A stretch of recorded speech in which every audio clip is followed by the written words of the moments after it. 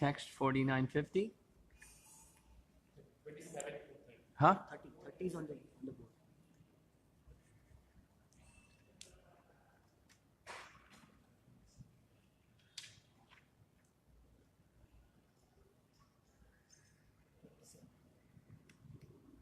Okay. This is on the board. Okay. Okay. So there's a few verses before that. 27. Okay. 26. Okay. Wow.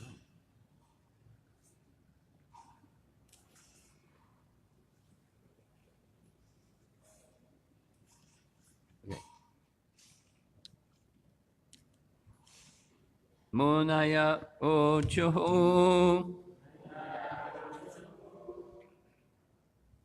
Autanapada Bhagavangstava Sharngadanva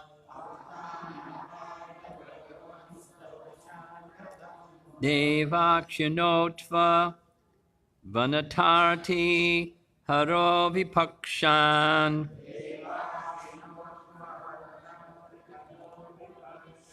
Yanamadeyam Abhidhaya Nisham Yachadha Lokonjasatadati Dustaram Angamrityum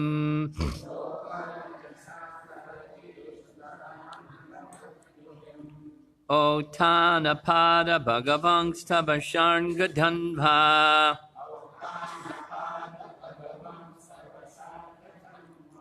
Devakshyanotva Natarti Haro Vipakshan Yannamadeyam Abhidhaya Visham Yachadha Lokonjasatadati Dustaram Angamrityum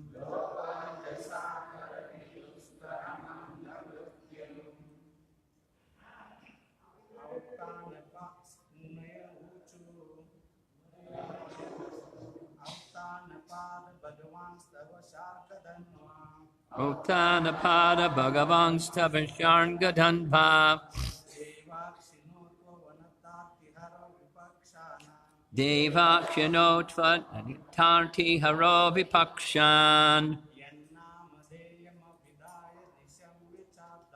Yannamadeyam Abhidhaya Nisham Yachadha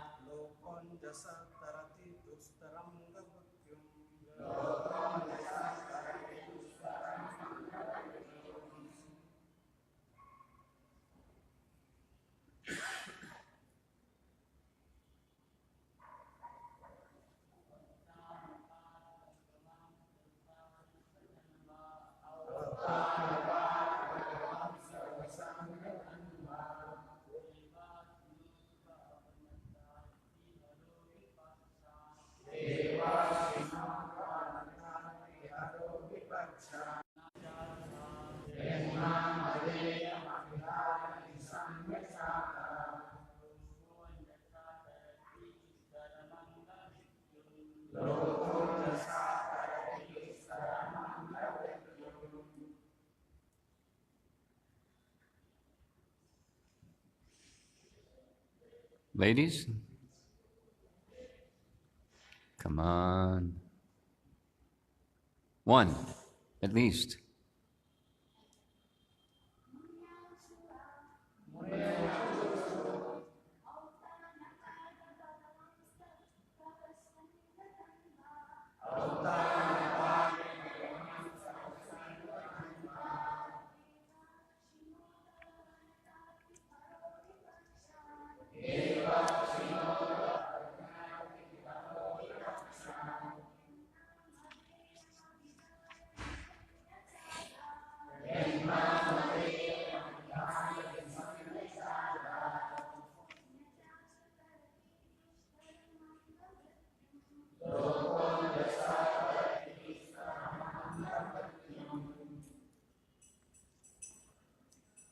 Munaya Ochoho the sages said, Utanapada, O son of King Utanapada, Bhagavan, the Supreme Personality of Godhead, Tava, your Sharngadhanva, one who bears the bow called Sharnga,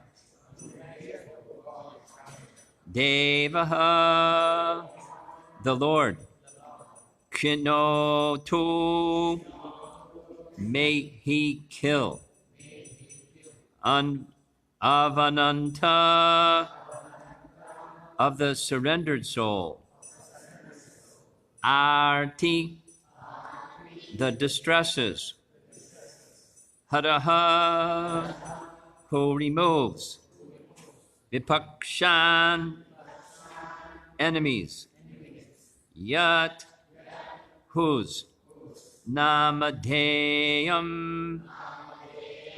holy name, Abhidhaya,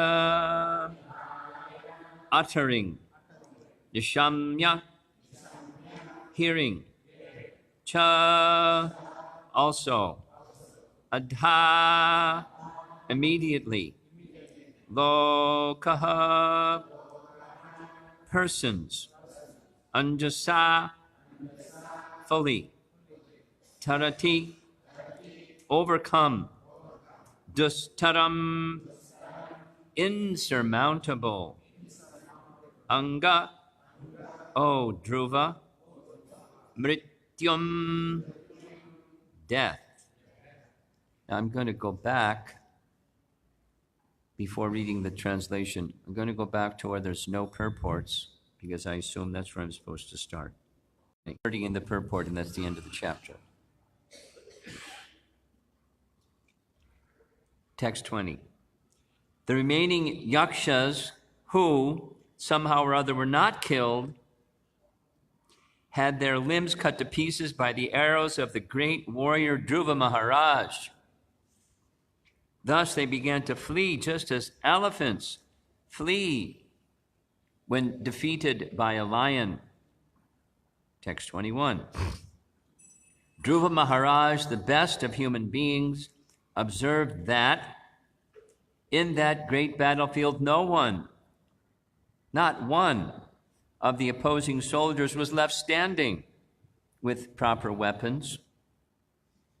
He then desired to see the city of Alakapuri, but he thought to himself, no one knows the plans of the mystic yakshas. 22. In the meantime, while Dhruva Maharaj, doubtful of his mystic enemies, was talking with his charioteer, he heard a tremendous sound as if the whole ocean were there. And they found that from the sky a great dust storm was coming over them from all directions. Within a moment, the whole sky was overcast with dense clouds, and severe thundering was heard. There was glittering electric lightning and severe rainfall, my dear faultless Vidura. In that rainfall, there was blood, mucus, pus, stool, urine, and marrow falling heavily before Dhruva Maharaj, and there were trunks of bodies falling from the sky. Imagine. Next, a great mountain was visible in the sky. No such thing. And from all directions, hailstones fell along with lances, clubs, swords, iron bludgeons, and great pieces of stone. Dhruva Maharaj also saw many big serpents with angry eyes, vomiting forth fire and coming to devour him, along with groups of mad elephants, lions, and tigers. There's a wonderful painting of this. Then, as if it were the time of the dissolution of the whole world, the fierce sea with foaming waves and great roaring sounds came forward before him. The demon yakshas are by nature very heinous, and by their demoniac power of illusion, they can create many strange phenomena to frighten one who is less intelligent. When the great sages heard that Dhruva Maharaj was overpowered by the illusory mystic tricks of the demons, they immediately assembled to offer him auspicious encouragement. Now, this morning's text 30. All the sages said, "Dear Dhruva, O son of King Uttanapada, may the Supreme Personality of Godhead, known as Sharanga Dhanva, who relieves the distresses of his devotees, kill all your threatening enemies. The holy name of the Lord is as powerful as the Lord himself. Therefore, simply by chanting and hearing the holy name of the Lord, many men can be fully protected from fierce death without difficulty. Thus, a devotee is saved." Purport by Srila Prabhupada. The great rishis approached Dhruva Maharaj at a time when his mind was very perplexed due to the magical feats exhibited by the yakshas.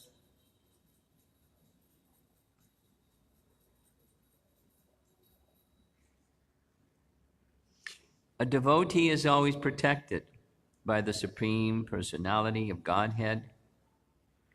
By his inspiration only, the sages came to encourage Dhruva Maharaj and assure him that there was no danger because he was a soul fully surrendered to the Supreme Lord. By the grace of the Lord, if a devotee at the time of death can simply chant his holy name, Hare Krishna, Krishna Krishna, Hare Hare, Hare Rama, Rama Rama, Hare Hare.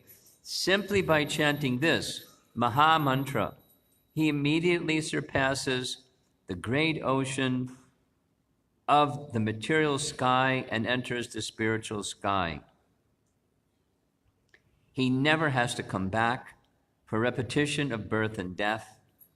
Simply by chanting the holy name of the Lord, one can surpass the ocean of death. So, Dhruva Maharaj was certainly able to surpass the illusory magical feats of the yakshas, which for the time being disturbed his mind. Thus end the Bhaktivedanta purports of the 4th canto, 10th chapter of Srimad Bhagavatam, entitled Dhruva Maharaj's Fight with the Yakshas.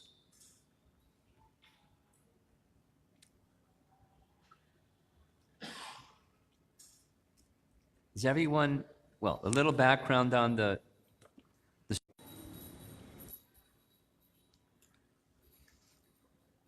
previous chapters. Dhruva has already achieved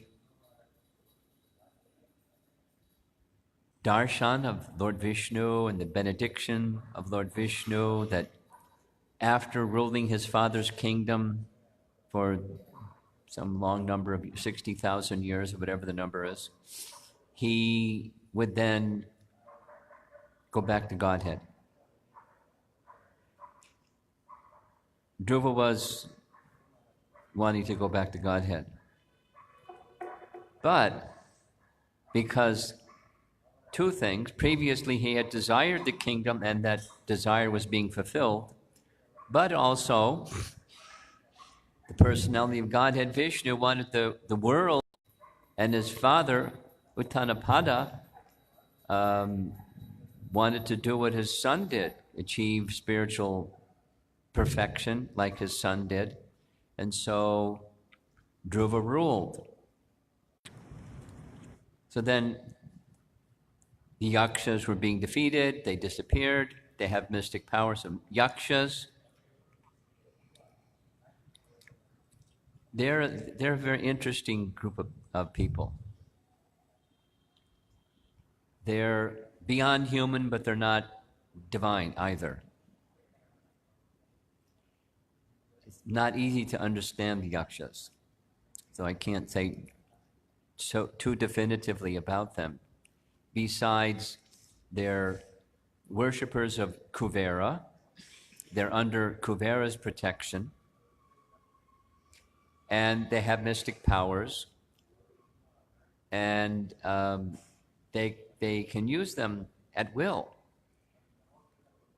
And as indicated in what we read, they don't always will with the best interest of another living entity in mind.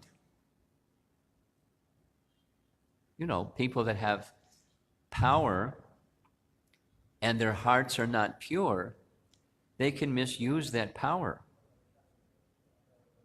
Power in the hands of a person without the highest of character is a very dangerous thing.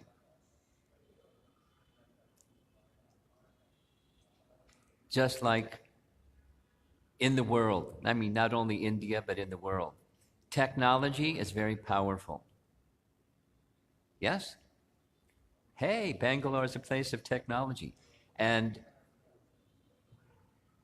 technology in the hands of people whose hearts are not pure, very dangerous. There's one rendering in Mahabharata when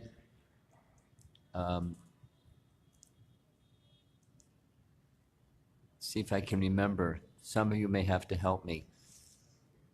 Krishna and Arjuna were in a forest.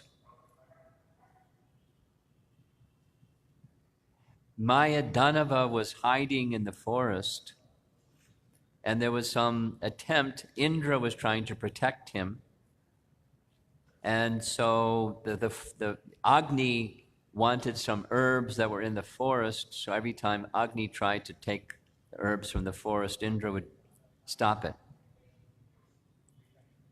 So anyhow, Krishna protected, Arjuna protected Mayadanva? Yes? Mahabharat fans, Mayadanva?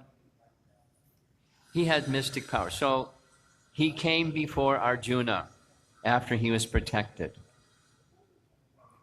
Stopping Indra, he was protected. So Mayadanava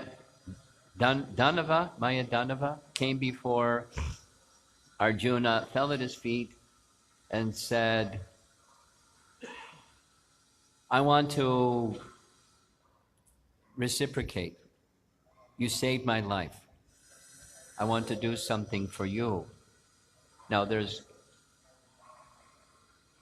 one of the versions of Mahabharata, not all of them. One of them says he offered all of his mystic powers. He's a mystic. And Arjuna looked at Krishna, and Krishna said no.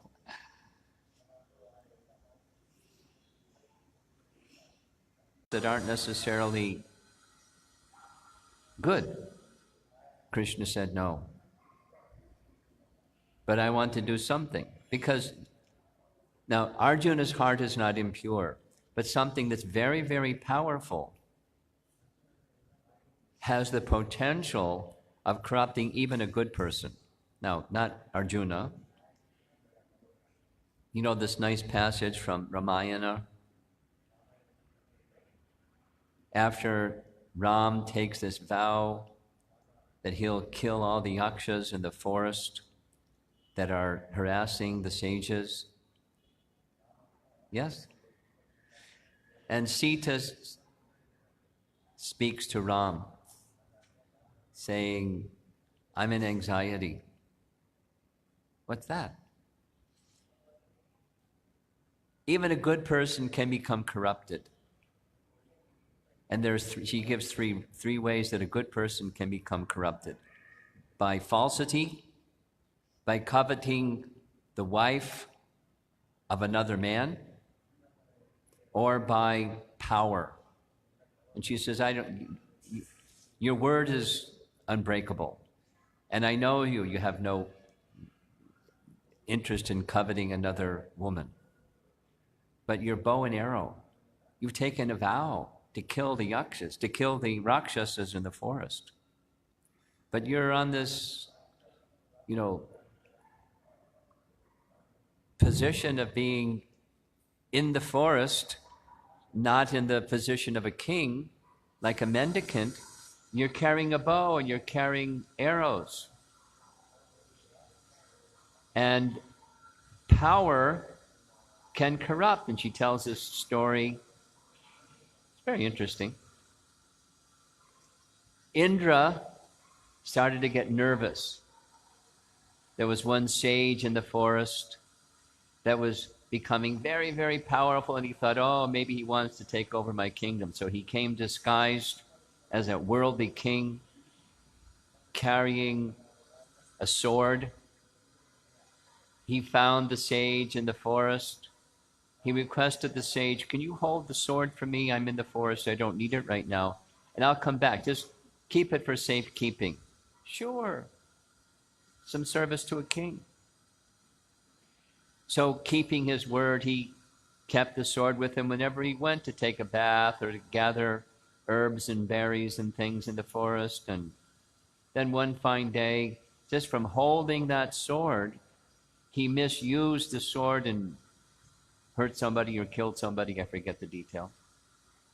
So he fell by having that sword in his hand. So you're impeccable, but even good people can be corrupted by power. And she fell silent. This is my anxiety. Wives sometimes give good advice to their husbands. Sometimes they nag, and it's not really good advice, but sometimes they give good advice. So Ram said, your love for me is perfect. No one could speak these words like you've spoken except from out of love.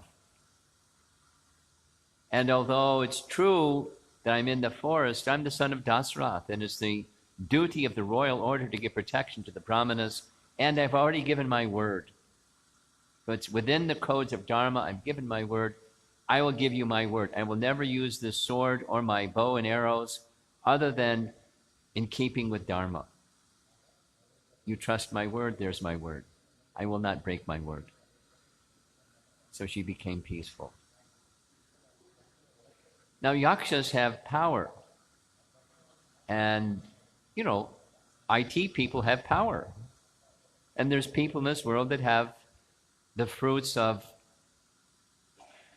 the austerities of developing this and that and the other technology, and their hearts are not pure. Very dangerous. The world has become an even more dangerous place because of that. It's not the development of technology that's in and of itself, the problem. It's the atheism and the absence of character. That's the problem. So what's being done about character development, or establishing the core of how you use everything in the service of the Supreme, who's the source of everything? That's missing.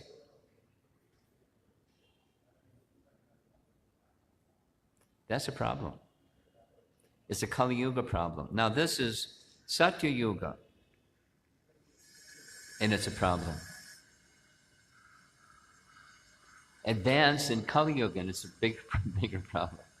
The character is less. The core of the foundational Krishna consciousness, that's the right of every living entity, the natural position of every living entity, it's deteriorated further and further.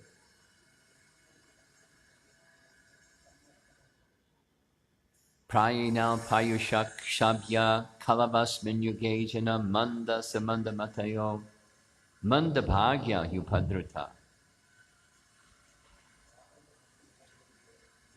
Manda means bad. It's bad and it's bad and it's a bad age. And we all know it's a bad age. What to do? Well, Vyasadeva asked himself the same question, and he knew what to do. He compiled the Vedas, and particularly under the direction of Narada Srimad Bhagavatam. That's our shelter. Srimad Bhagavatam is our shelter. It's the Janata Agha Viplava. Viplava means like explosion. Viplava. Prabhupada's translation is, it creates a revolution in the impious lives of people of this world. So what should we do? In America,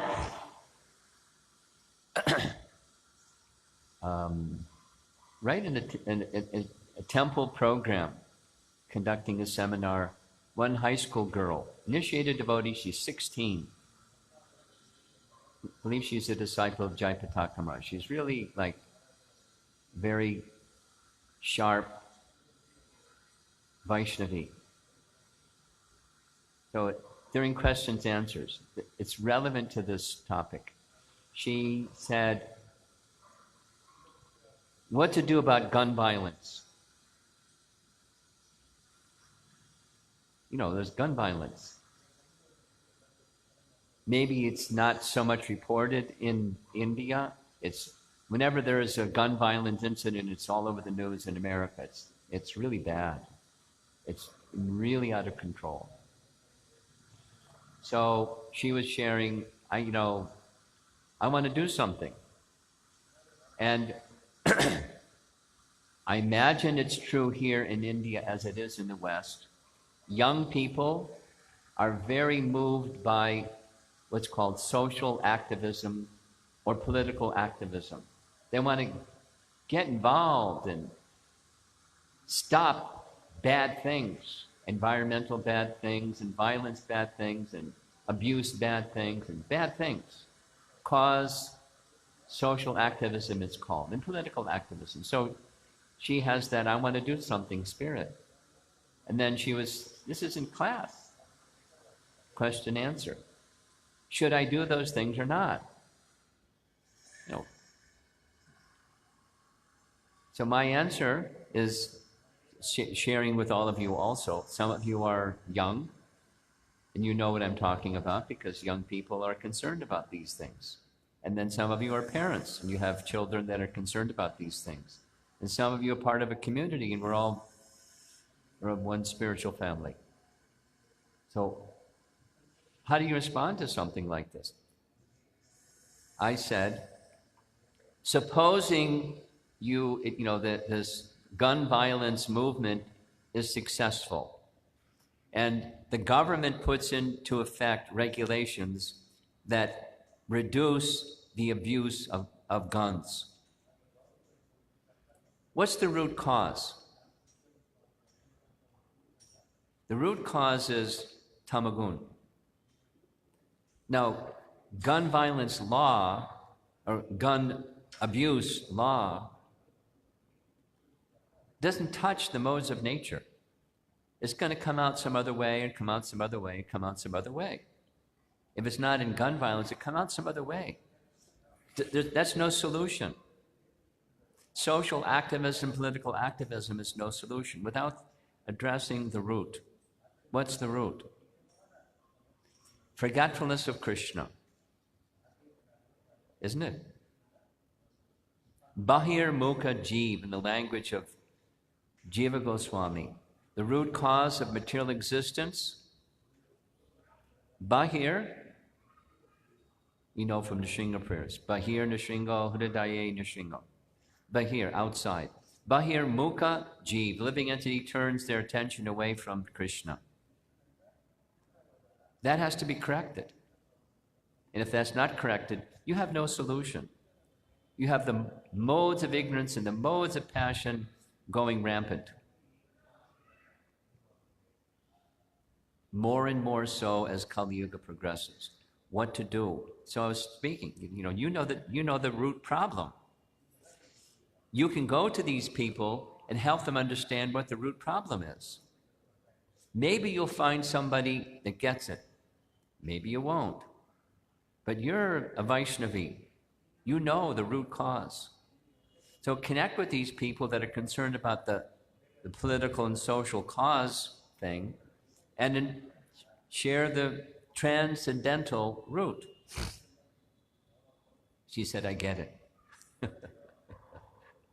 And I believe it because, she's a smart girl, a devotionally smart girl, buddhi. She cares. It's not that we shouldn't care. But where do we take that care, emotion, to the root?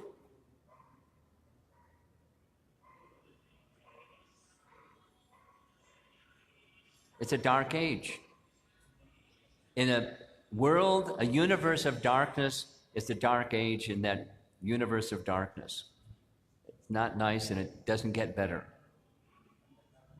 Those who take shelter of Bhagavad Dharma, they or we can get reprieve in this age of darkness.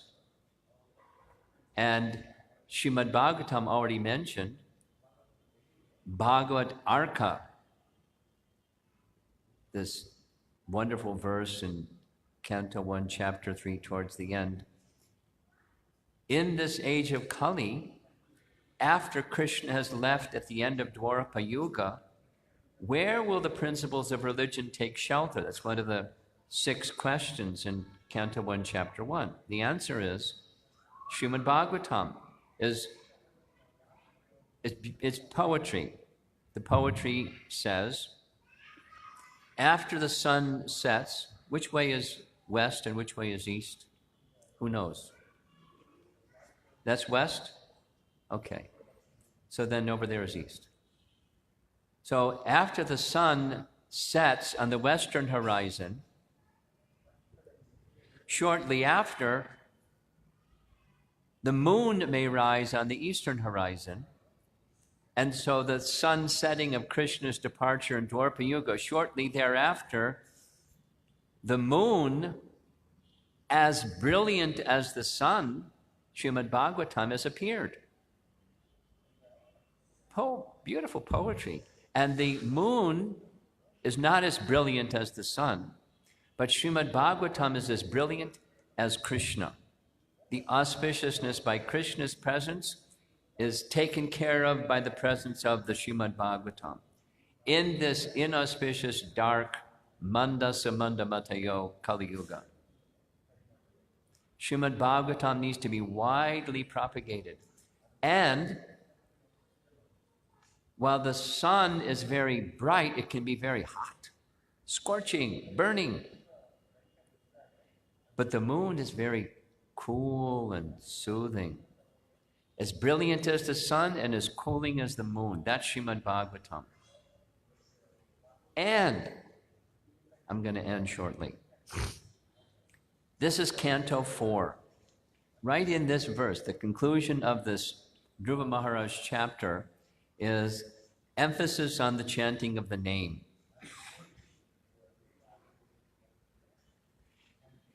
Specifically, the name and Shargadhanva, Krishna, the wielder of his Sharanga bow, gives protection to one who calls his name.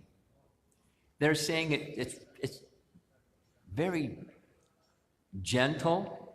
These are sages. Munaya uchuhu. They're just gesturing. Dhruva, chant the name. Because by chanting the name, you will be protected by all of this mystical feat of the yakshas. And we, devotees, will be protected by the abuse of technology and every other thing that's powerful in this world in the hands of people that are victims of Kali Yuga. And we're in their midst.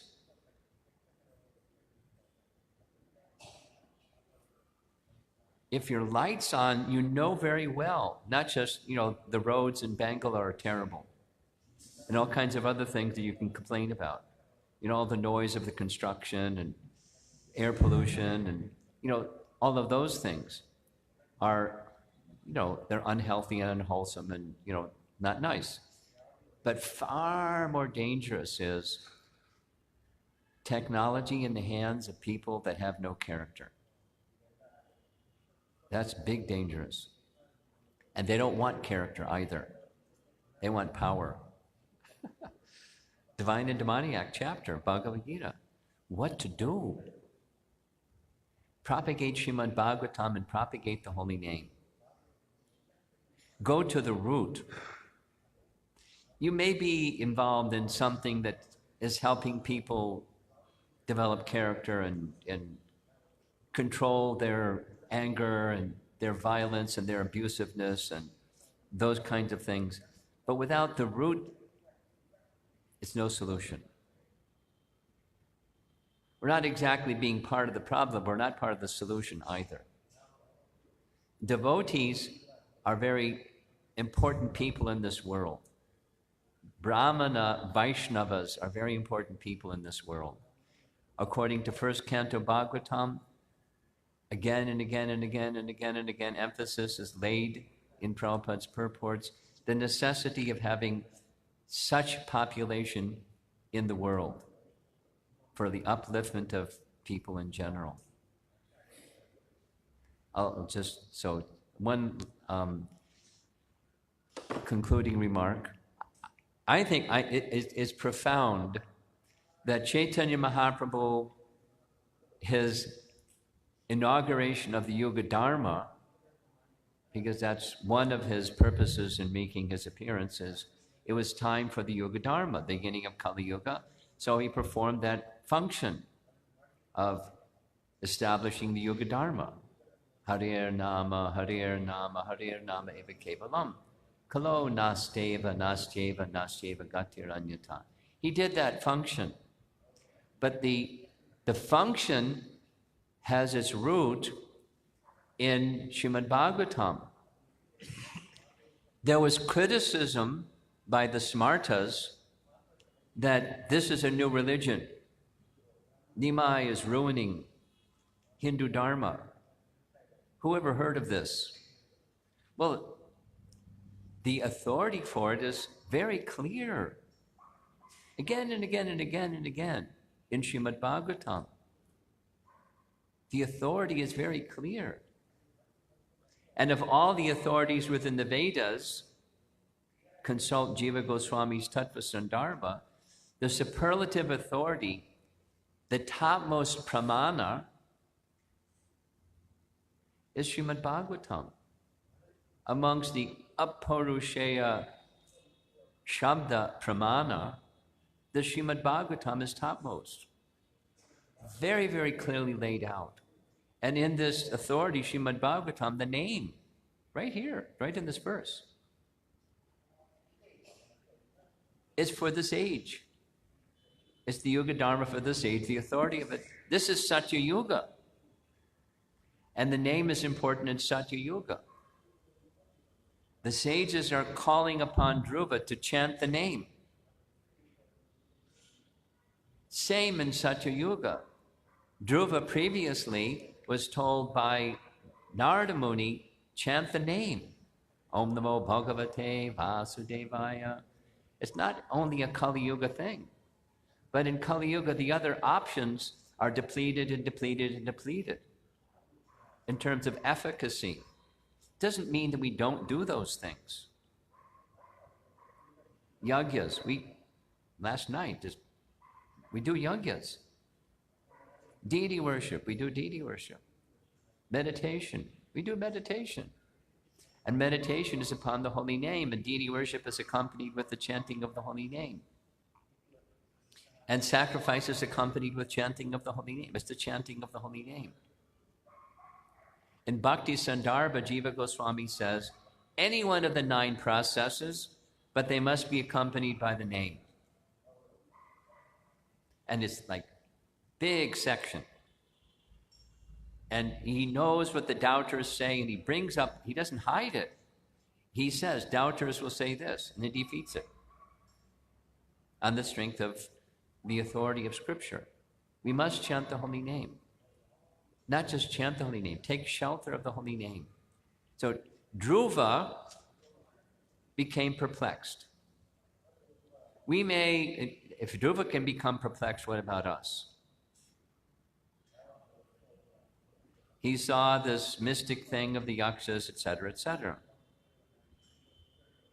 A mountain in the sky. There's no such thing. It's a mystical apparition. And from the transcendental perspective of Hare Krishna devotees that have heard and Shrinvanti, Gayanti, Grananti, Sadhavaha, have taken the Srimad Bhagavatam within, there's this display of a very scary culture around us. It's dangerous, and we're right in the middle of it. We'd be foolish to think otherwise. Fool's paradise. Oh, it's nice. I have a good education, I have a good job, I'm making lots of money, and I'm doing some Hare Krishna thing over there too on the side because it helps me be successful. No. We're in a dangerous place with a dangerous culture. We need to take shelter of that which is the root of the solution and propagate it for our own protection and for the well-being of others. This is our life as devotees. For those that are sincere and serious, these two words Prabhupada uses together, sincere and serious, we take it to heart and receive and give. And people may say no. We try to give anyway. And by so doing, in Prabhupada's words, it creates an atmosphere of auspiciousness for the whole human society. I have a little video clip. Maybe I'll show it. I'll lend it to somebody so you can show it to others.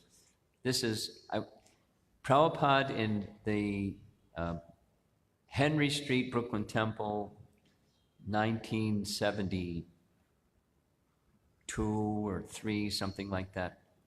There's a little video clip of Prabhupada speaking. I was in the audience. I remember the discussion. He was describing how the Hare Krishna movement began during this one little video clip. It's 3 minute, 4 minutes thing. And it was the chanting of the holy name. And just not the whole 3-4 minutes, but he was saying in the beginning there was nothing. There was no organization, there was no structure, but there was the holy name. And in New York, it's not a city of piety. It's a different kind of place. But his mission was to give Krishna consciousness. So he just propagated the holy name. And he moved his hands like this and said, it created an atmosphere of auspiciousness. Then he said a few times, people may not even have heard, or they may have heard. Then another time, they may have understood, they may have not understood. They may have appreciated, they may not have appreciated. But he had faith in the name, and it created an atmosphere of auspiciousness in a place of inauspiciousness. He said at the beginning, I didn't even have a drum. It had no mridanga, then we had a little drum and kartals, that was it. Nothing. But it created auspiciousness. Then he said, and we didn't even have prasadam distribution. And then came dancing and said, Brahmananda and Achyutananda, they were our first dancers. Some of you may remember, he was looking around the room. devotee followers of Srila Prabhupada have faith in the Bhagavatam and its message, and our founder Acharya's example of propagating the message of the Bhagavatam, starting with the name and the book itself. We're very interested in receiving and giving. Exactly what Prabhupada was told by Bhaktisiddhanta. Go to the West, twice. Go to the West, give this message of Lord Chaitanya. It will be simultaneously good for you and good for them. Very simple. So our mission is the same, to assist our founder Acharya. Receive and give. Receive and give. You can't give what you don't have, so make sure you receive it nicely. And then you can give it nicely. And that addresses the root of the whole situation.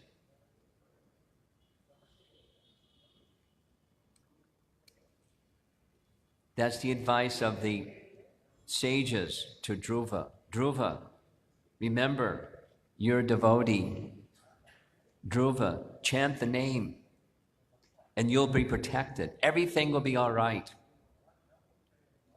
You're dear to Krishna, chant his name, he'll protect you. Everything will be all right. Smartavya satatam vishnor, vismartavya najata chit. And the best way to remember is chant the holy name. Is any discussion? Yes?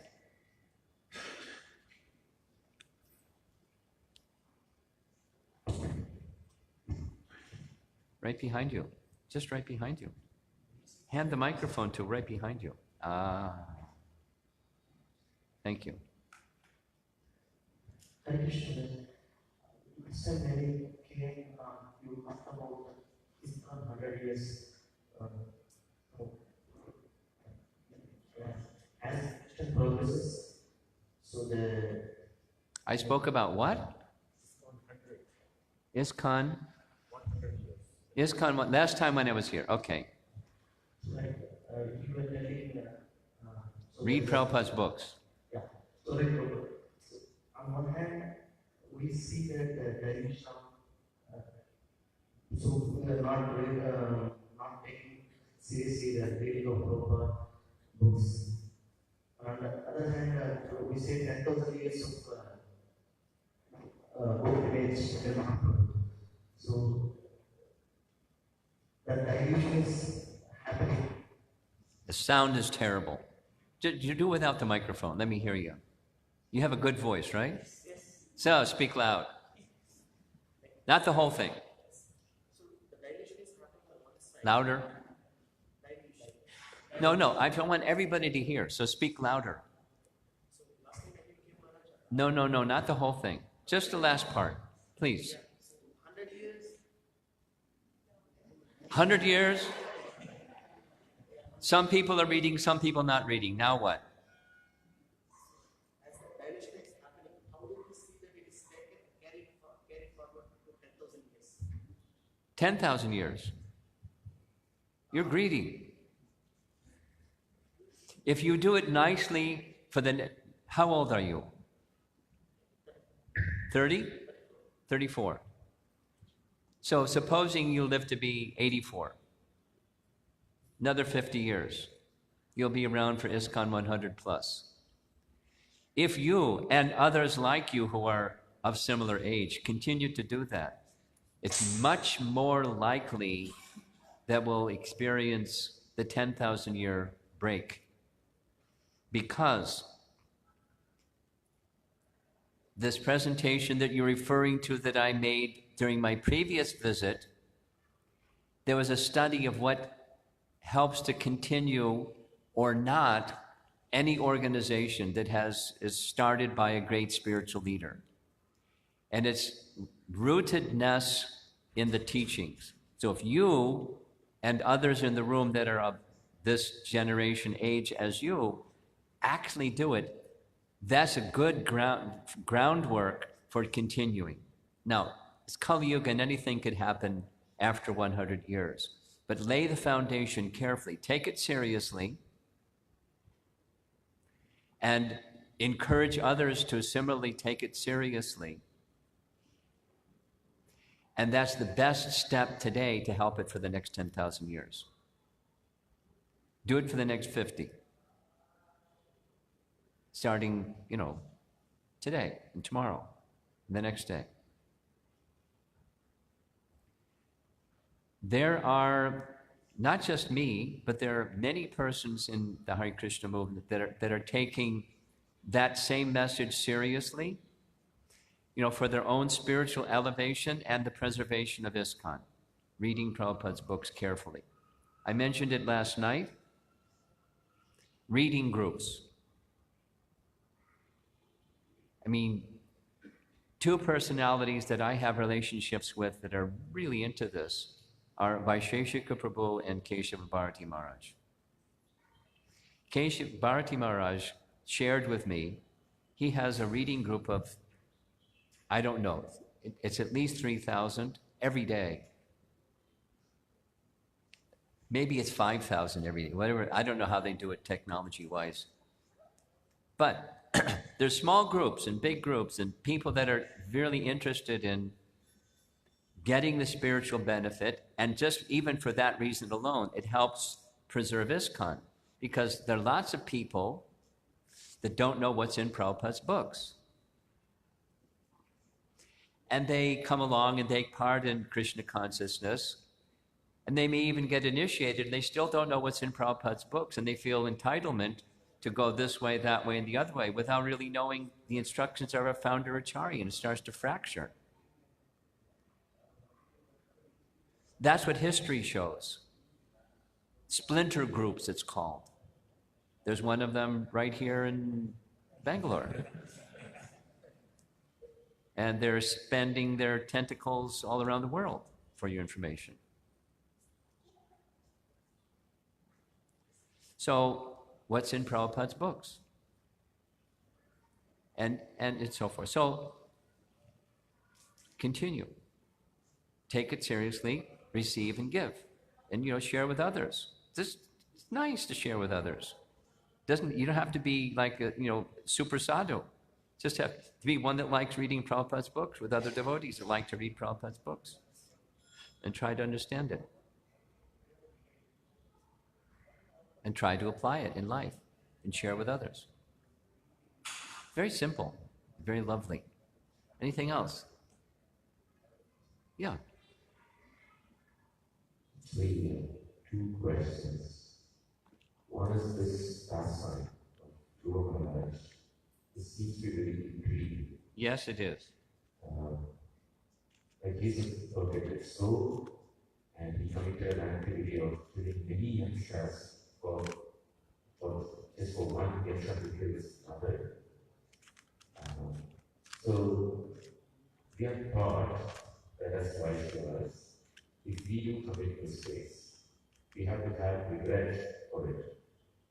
And in this pastime, we don't see Dhruva having any regret for it. Well, we don't hear it. It's not in the text, but that doesn't mean he's not regretting. A Vaishnava is a Vaishnava is a Vaishnava is a Vaishnava. Next question. So this is slightly connected to yesterday's key point, the mode of activity of devotional service. Yeah, Prahlad. Yeah. Prahlad Maharaja, because Mahaprabhu Prahlad and Dhruva. I'd like to hear more. You said the word, the mode of activity, which means what's in the heart of Prahlad Maharaj that you were enthusiastic about to share? You could elaborate more on that. Well, it's sure, but I'll keep it simple. It's in chapter 10, text 5 and 6, around that place. He knows, even before Lord Nrsingadev, the end of chapter 9, says, I want to give you benediction. He knew it was coming. And it was, no thank you. And then it came at the end of chapter 9, and he said, no thank you. He said not only no thank you, but he said, there's nothing else between us but you're the master, I'm the servant, and there's nothing else. So, what's the motivation that's in the heart of someone who's pure, like Prahlad? Service. And the service can look like this, the service can look like that. For those that are conditional, it has to look like this. And if it looks like that, then just as we heard yesterday evening in the question-answer discussion, one gets very involved in the, adjusting things and the problem, the moving part of service, losing the unmoving part of service. I just want to be in service to you.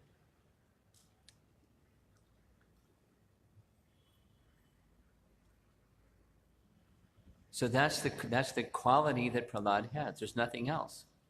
I'll give a little example and then see if there's some other questions. One devotee was asking, here's a problem. What do you recommend? What are some possible recommendations for a solution to the problem? And so when you're a counselor, it's best not to micromanage the lives of those who you're counseling. Rather, help them understand how to make wise decisions about how to adjust themselves to life. So I said, here's some options. And which one seems most suitable or resonates with you the most? And then it was, I like that one. So then I cautioned, don't just go do that one. That's the doership mentality. And then you lose the sense of connection with Krishna and yourself, who you really are. This foundational, there's nothing else between us program of Prahlad. Stay mindful always of your relationship with Krishna, and the best way to do that is like Prahlad. He feels deep gratitude to Narada. How can I, when this is chapter 9, how can I accept something and abandon Narada? Now, Lord Nrsimhadev wasn't saying abandon Narada, but he was anticipating if I get something, then I could abandon Narada and go, be happy with doing that something that's nice. The mentality, the consciousness, that profound core of Prahlad, because that's your question, came as a result of what he had received from Narada. He can never leave Narada or that which he received from Narada and go off and, do some nice service. Not possible. The moving part of devotional, the bhakti is there, and the non-moving part is fixed for a person like Narada, a person like Prahlad. Therefore, he's one of the Mahajans. And we can learn from him the mode of activity of pure devotion from Prahlad, his teachings, his prachar, and his achar. You have something? Yeah. As you spoke about taking shelter of the holy name. About the? Taking shelter of the holy name. Taking shelter of the holy name, yeah. Can you elaborate a little bit more on that aspect? You want to hear more on that? What exactly? What exactly? What should we do to take shelter of the It means service to the name. Service to Krishna and service to the name are non-different. So how do we get access to service to Krishna? Through service to the name. Taking shelter of the name is taking shelter of the mood of service to the name. And our life becomes service to the name. Not like It's a means to get something else. It's our life, service to the name. And that is service to Krishna. And Krishna becomes revealed through service to the name. The form of Krishna, here's the deity form of Krishna. And how many of us, maybe some of our pujaris, but how many of the rest of us see the deity form as Krishna himself? We have faith in the deity worship process, but how much realization do we have? Probably modest, if that. Doesn't diminish our faith, but it's just a stage of what our faith is. So how to grow that so it becomes more? Well, it's service to the name. And then service to the name, including for our pujaris. It's service to the deity through the agency of service to the name, because what access do we have? Where did the deity worship come from? It's from the chanting of the name. Where did all the other processes of bhakti come from? It's the name. So service to the name is taking shelter of the name. I just looked at my watch, and it's 9:25. I think we're going to end. One more question, and that's it.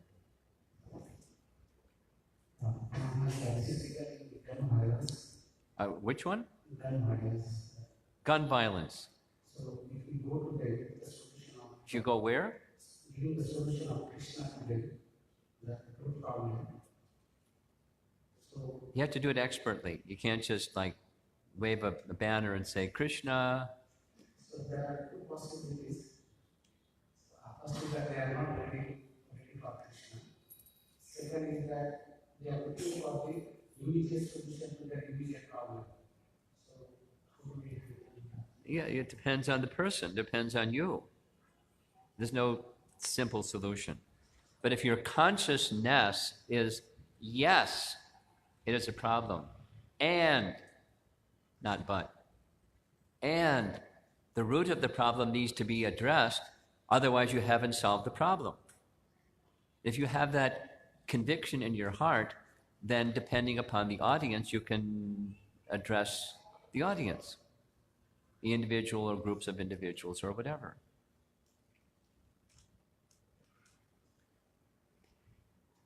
It's not an easy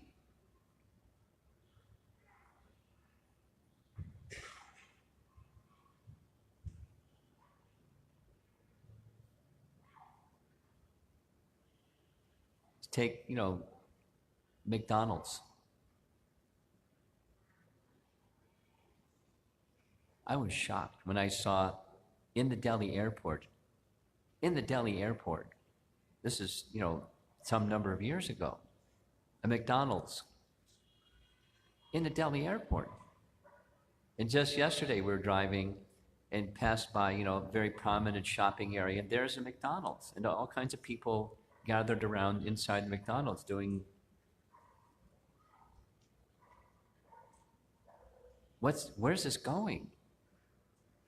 I mean, next thing you know, it'll be in Tirupati or something. I mean,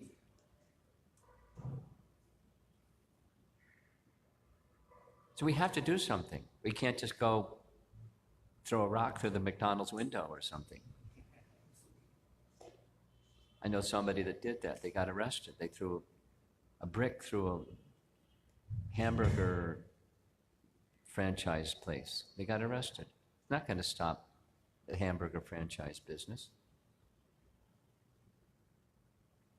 It's a big problem. And the sinful activities are accumulating and accumulating, and they got to go somewhere.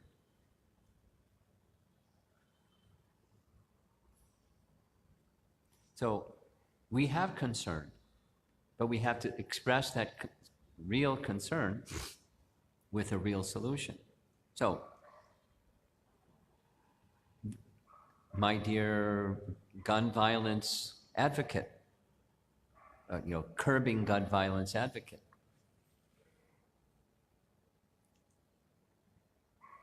is it really going to, so we do the other thing later, we have to do this right now, because it's out of control. Anyway, we have to propagate Krishna consciousness or Bhagavad Dharma in Kali Yuga. And if the desire is strong to do so and the conviction is strong, Krishna will give you the intelligence in different situations what to do. Srila Prabhupada ki jai.